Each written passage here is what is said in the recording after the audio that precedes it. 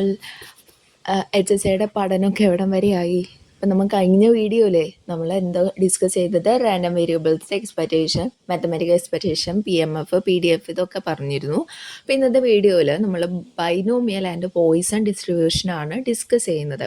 അപ്പോൾ എൻ്റെ ഈ വീഡിയോ ആദ്യമായിട്ടാണ് നിങ്ങൾ കാണുന്നതെങ്കിൽ മുന്നൊരു വീഡിയോ അപ്ലോഡ് ചെയ്തിട്ടുണ്ട്. അത് കണ്ടതിന് ശേഷം മാത്രം ഈ വീഡിയോ കാണാൻ ശ്രമിക്കുക കേട്ടോ. ഓക്കെ, പിന്നെ മുഴുവനായിട്ട് കാണാം.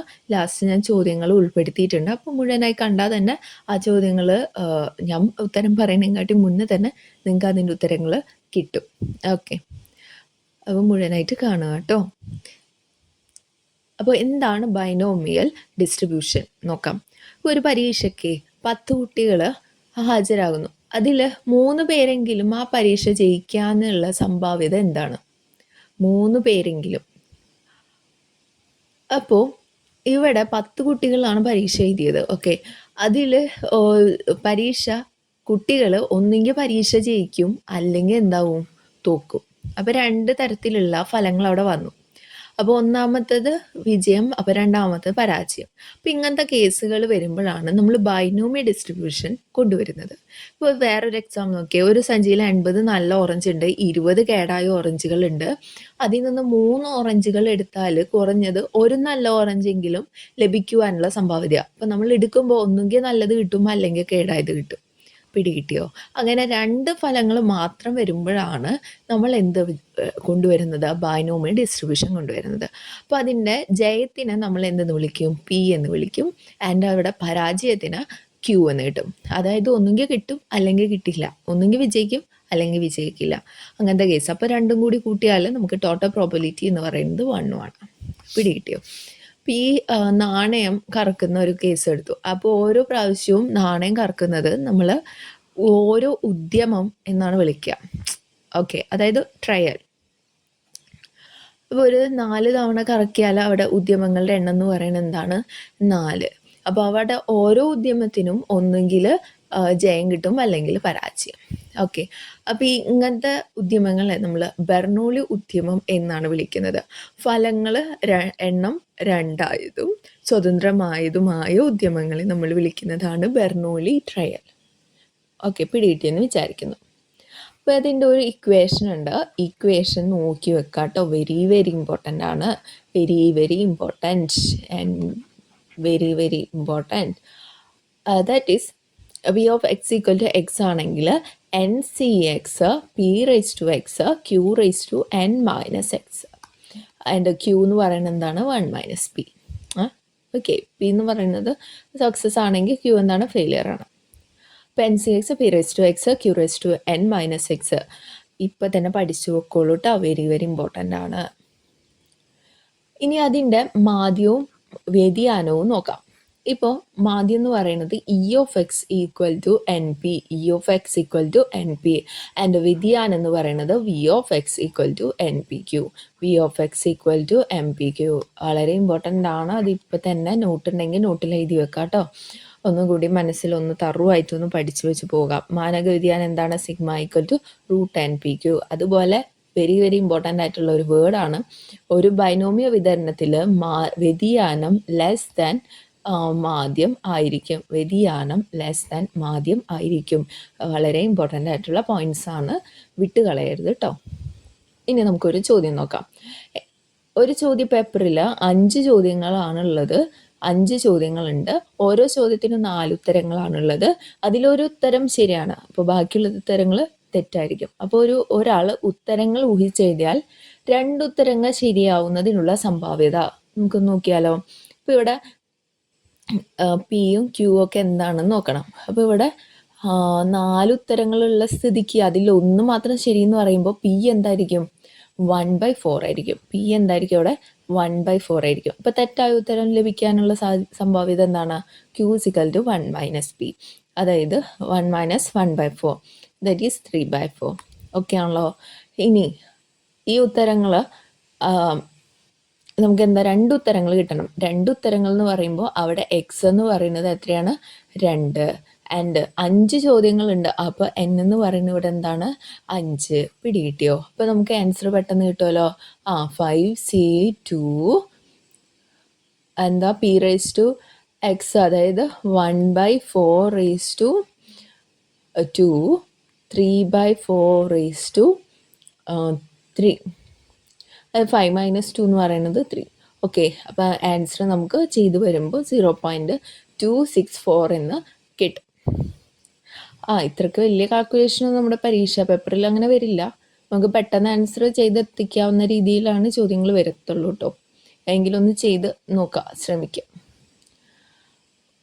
ഇനി 2-3 ഉത്തരങ്ങൾ, അടുത്ത ചോദ്യം നോക്കിയാൽ 2-3 ഉത്തരങ്ങൾ ശരിയാവുന്നതിനുള്ള സംഭാവ്യത.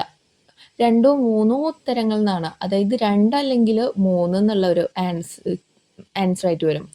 അപ്പോൾ എന്ത് വരും? P of X equal to 2 അല്ലെങ്കിൽ എക്സ് ഈക്വൽ ടു 3. അല്ലെങ്കിൽ എന്നുള്ളതിന് നമ്മൾ എപ്പോഴും യൂസ് ചെയ്യുന്നതാണ് പ്ലസ്. അപ്പോൾ plus P of X equal to 2 plus P of X equal to 3. അപ്പോൾ P of X equal to 3 എങ്ങനെയാണ് കാണാം? അപ്പോൾ എൻ എന്താണ് 5, സി 3, പി എന്താണ് 1/4 റേസ് ടു 3, 3/4, ക്യൂ എന്ന് പറയുന്നത് 3/4 റേസ് ടു 5 - 3 2. ഓക്കെ, ഇതിൻ്റെ ആൻസർ നോക്കിയാൽ ഇവിടെ നമുക്ക് ആൻസർ കിട്ടും 0.3519. ഓക്കെ ആണല്ലോ? അടുത്ത ചോദ്യത്തിലേക്ക് പോകാം. ഒരു നാണയം 5 തവണ കറക്കുന്നു. കൃത്യം 2 പ്രാവശ്യം തലകൾ ലഭിക്കുന്നതിനുള്ള സംഭാവ്യത എന്ത്? കൃത്യം 2 പ്രാവശ്യം തലകൾ ലഭിക്കുന്നതിന്. അപ്പോൾ ഇവിടെ എൻ എന്താണ് ഇവിടെ 5. എൻ എന്താണ് 5. എക്സ് എന്താണ് ഇവിടെ കൃത്യം 2 പ്രാവശ്യം. അപ്പോൾ എക്സ് ഇവിടെ 2 വന്നു. ഇനി നമുക്ക് പിയും കിട്ടണം, ക്യൂവും കിട്ടണം. ഇപ്പോൾ തലകളാണ്, ഒന്നെങ്കിൽ ഹെഡ് വരും അല്ലെങ്കിൽ ടെയിൽ വരും. അപ്പോൾ പി എന്ന് പറയുന്നത് എന്താണ്? തല ലഭിക്കാന്ന് പറഞ്ഞാൽ 1/2. ക്യൂ എന്ന് പറയുന്നത് അപ്പം എന്തെന്നെയായിരിക്കും 1/2. ഓക്കെ ആണല്ലോ? അപ്പം നമ്മൾ നേരിട്ട് ഇക്വേഷനിൽ അപ്ലൈ ചെയ്യുന്നു. അപ്പോൾ 5c2 പി എന്താണ് ഇവിടെ 1/2. അപ്പോൾ 1/2 റേസ് ടു 2, 1/2 റേസ് ടു 5 - 2.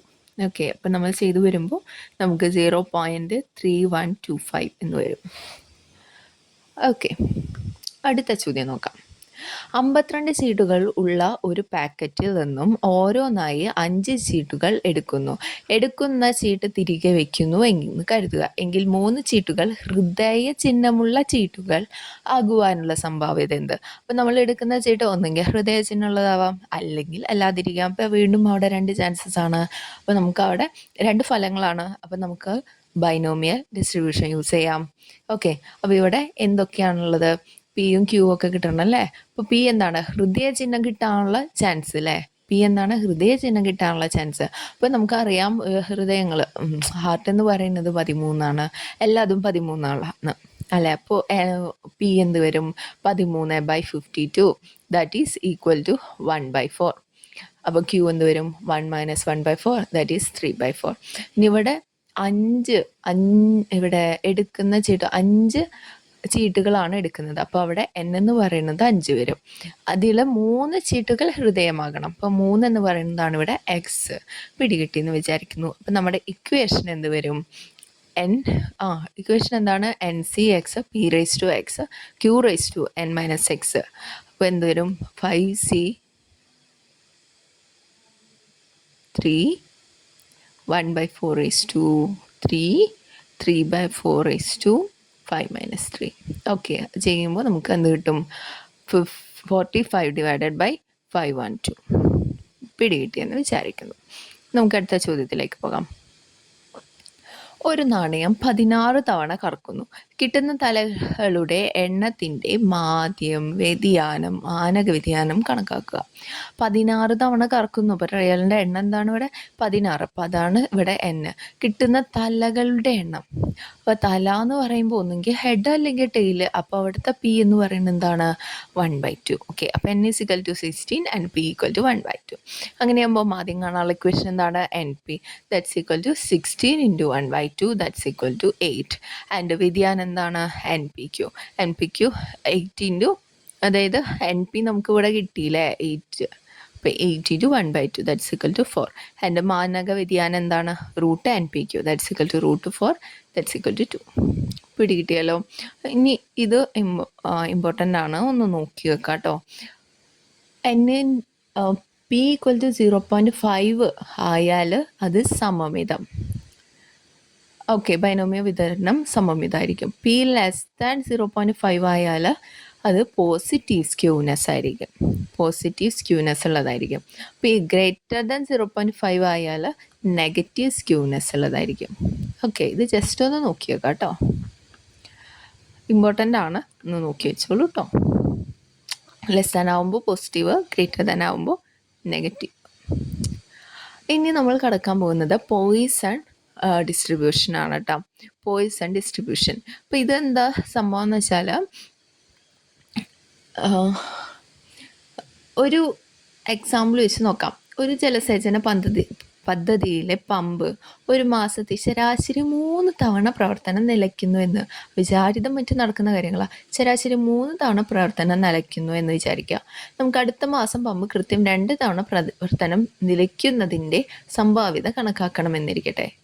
ഇത്തരം കേസുകളാണ് പോയിസൺ സംഭാവ്യതകൾക്ക് ഉദാഹരണം. ഓക്കെ, അപ്പോൾ ഓരോ തവണ പ്രവർത്തനം നിലയ്ക്കുന്നതിനെ സംഭവം എന്ന് വിളിക്കുന്നു, ഒക്കുറൻസ് എന്ന് വിളിക്കുന്നു. ഓക്കെ, അപ്പോൾ എന്താ സംഭവിക്കാൻ സാധ്യതയുള്ള ഫലങ്ങളുടെ ശരാശരി എണ്ണം മുൻകൂട്ടി അറിയാവുന്നതോ കണ്ടുപിടിക്കാവുന്നതോ ആയ, അതായത് ഇവിടെ ഇപ്പോൾ എന്താ ശരാശരി 3 തവണ പ്രവർത്തനം നിലയ്ക്കുന്ന അറിയാലോ, ആയ ഒരു വേറിട്ട അനിയത ചരത്തിൻ്റെ ഒരു പ്രത്യേക ഫലം നിശ്ചിത ഇടവേളയിൽ നമ്മളിവിടെ ഒരു നിശ്ചിത ഇടവേള കൊടുത്തിട്ടുണ്ട്, ഒരു മാസത്തിനുള്ളിൽ ഓക്കെ സംഭവിക്കാവുന്ന എണ്ണം കണ്ടെത്താനാണ് പോയിസൺ പ്രക്രിയ ഉപയോഗിക്കുന്നത്. ഓക്കെ, എക്സാമ്പിൾ കൂടുതൽ പറയുമ്പോൾ മനസ്സിലാവും. അപ്പോൾ ഇവിടെ എന്തൊക്കെ വേണം? എക്സ് എന്ന് പറയുന്നത് ഒരു വേറിട്ട ഡിസ്ക്രീറ്റ് റാൻഡം വേരിയബിൾ ആയിരിക്കണം, സംഭവങ്ങൾ അനിയതമായിരിക്കണം, സംഭവങ്ങൾ സ്വതന്ത്രമായിരിക്കണം, സംഭവങ്ങൾ എന്ന് ഉദ്ദേശിക്കണം ഒക്കറൻസ്. ഓക്കെ, ഇപ്പോൾ ഒരു എക്സാമ്പിൾ നോക്കാം. ഒരു പ്രത്യേക ദിവസം ഒരു വീട്ടിൽ വരുന്ന വിൽപ്പനക്കാരുടെ എണ്ണം പരിഗണിക്കുക. വിൽപ്പനക്കാരൻ്റെ വരവിനെ സംഭവം എന്ന് വിളിക്കുന്നു. അവിടെ ഇടവേള ഒരു ദിവസമാകുന്നു. ഓക്കെ, ഒരു ദിവസം വരുന്ന വിൽപ്പനക്കാരുണ്ട്. അപ്പം നമ്മൾ ഒരു നിശ്ചിത ഇടവേള കൊടുക്കുകയാണെങ്കിൽ അത്തരം കേസുകളാണ് പോയിസൺ ഡിസ്ട്രിബ്യൂഷൻ യൂസ് ചെയ്യുന്നത്. ഒരു യന്ത്രത്തിൽ ഉൽപ്പാദിപ്പിക്കുന്ന 100 ഇനങ്ങൾ അടങ്ങിയ ഒരു കൂട്ടത്തിൽ ഉള്ള നിലവാരമില്ലാത്തവരുടെ എണ്ണം പരിഗണിക്കുക. ഗുണനിലവാരമില്ലാത്തവയുടെ എണ്ണം. അപ്പോൾ ഇവിടെ ആ ഒരു നിശ്ചിത ഇടവേള അങ്ങനെ ഉദ്ദേശിച്ചത് ഇവിടെ 100 ഇനങ്ങൾ എടുത്തിട്ടുണ്ടല്ലോ, അങ്ങനെ ഒരു ഇടവേള അവിടെ കൊടുത്തിട്ടുണ്ട്. അപ്പോൾ അതാണ് ഇവിടുത്തെ സംഭവം. അപ്പോൾ അവിടെ നമ്മൾ പോയിസണാണ് യൂസ് ചെയ്യുന്നത്. പിന്നെ 6 അടിയുള്ളൊരു PVC പൈപ്പിലെ പൊട്ടലുകളുടെ എണ്ണം പരിഗണിക്കുക. അപ്പോൾ ഇവിടെ നോക്കിയാൽ 6 അടിയാണ് നമ്മൾ കണക്ക് എടുത്തിട്ടുള്ളത്. ഓക്കെ, അപ്പോൾ അവിടെ പൊട്ടലുകൾ, ഇത്തരം കേസുകളൊക്കെ ഒരു പോയിസൺ ഡിസ്ട്രിബ്യൂഷന് എക്സാമ്പിളാണ്. അപ്പോൾ അതിനൊരു സൂത്രവാക്യം നമ്മൾ പഠിച്ചു വെക്കണ്ടേ? സൂത്രവാക്യം പഠിച്ചു വെക്കാം. അപ്പോൾ ശരാശരി എണ്ണത്തെ, സംഭവങ്ങളുടെ ശരാശരി എണ്ണത്തെ നമ്മൾ എന്ത് കൊണ്ട് യൂസ് ചെയ്യുന്നു? ലാംഡ കൊണ്ട് സൂചിപ്പിക്കുന്നു. അപ്പോൾ യഥാർത്ഥ എണ്ണം നമുക്ക് അറിയുന്ന കാര്യം എക്സ് കൊണ്ട് സൂചിപ്പിക്കുന്നു.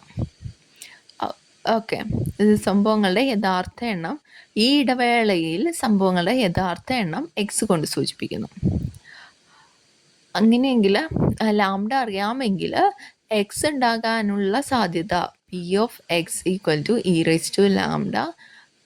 raised to x divided by x factorial. Okay, e⁻λ raised to x divided by x factorial. Okay, ഇനി ഒരു ബൈനോമിയൽ എപ്പോഴാണ് ഒരു പോയിസൺ വിതരണത്തേക്ക് മാറുന്നത്?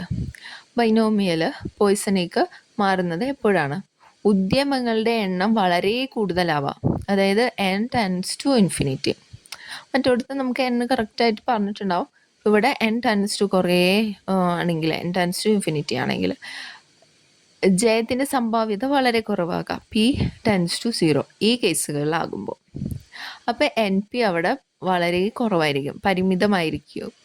അപ്പോൾ അത് ലാംഡ ആയിരിക്കുക ഈ കേസുകളായിരിക്കും കേട്ടോ. NPയുടെ വില പരിമിതമായിരിക്കുക, ജയത്തിൻ്റെ സംഭാവ്യത കുറയുക, ഉദ്യമങ്ങളുടെ എണ്ണം വളരെ കൂടുതലാകുക. ജസ്റ്റ് ഒന്ന് നോക്കി വെച്ചാൽ മതി. ഇനി അതിൻ്റെ മാധ്യമ വ്യതിയാനം, ഇത്തരം കേസുകൾ ഇമ്പോർട്ടൻ്റ് ആണ് കേട്ടോ.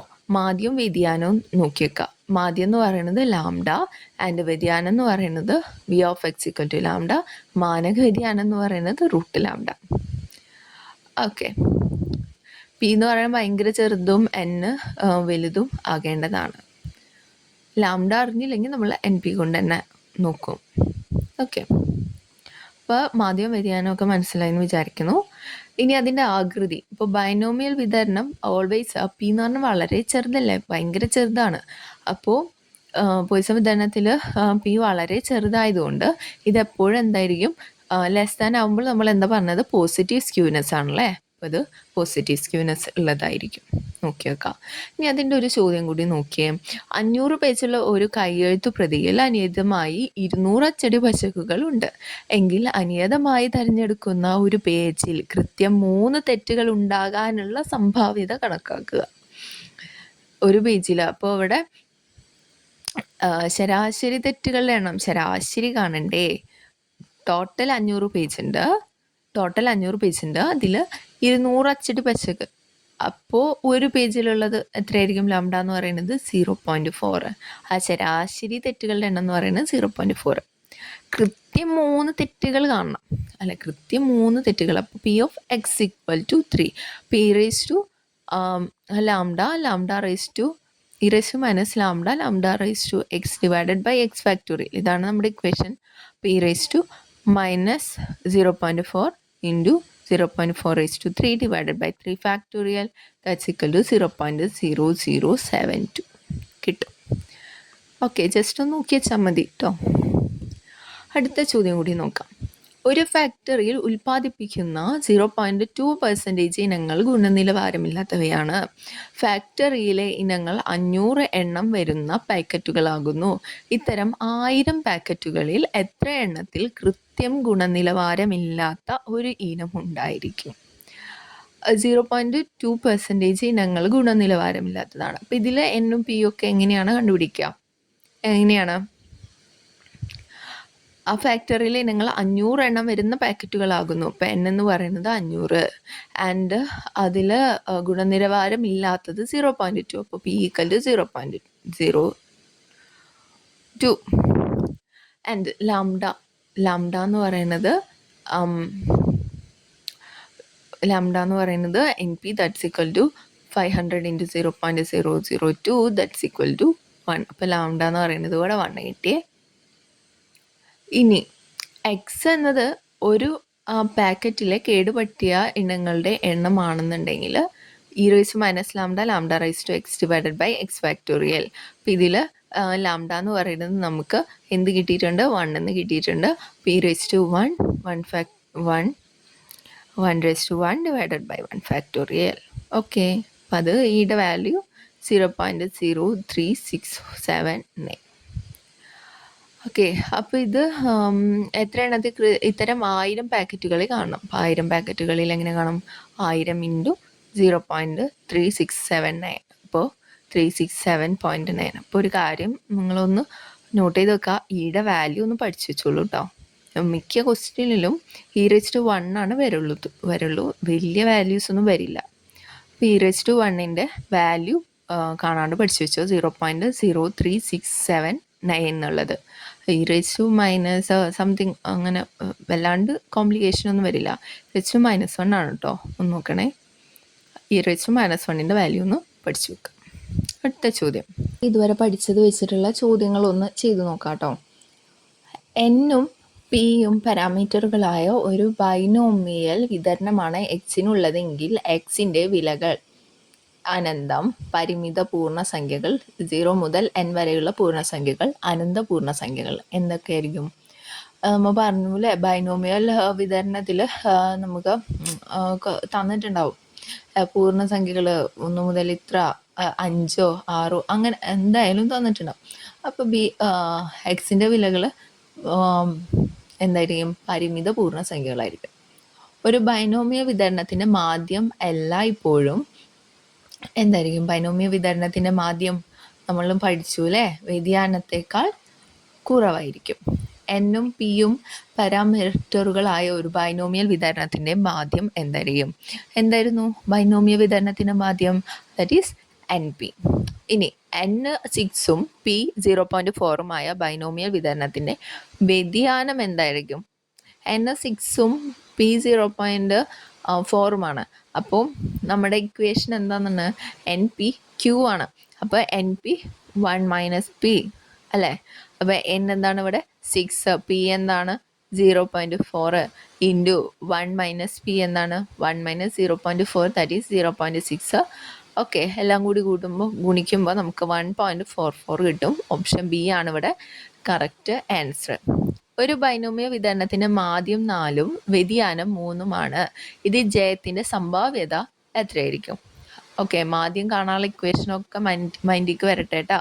എന്താണ് എൻ പി, വ്യതിയാനം കാണുന്നതോ എൻ പി ക്യൂ. അപ്പം എന്ത് ചെയ്യും?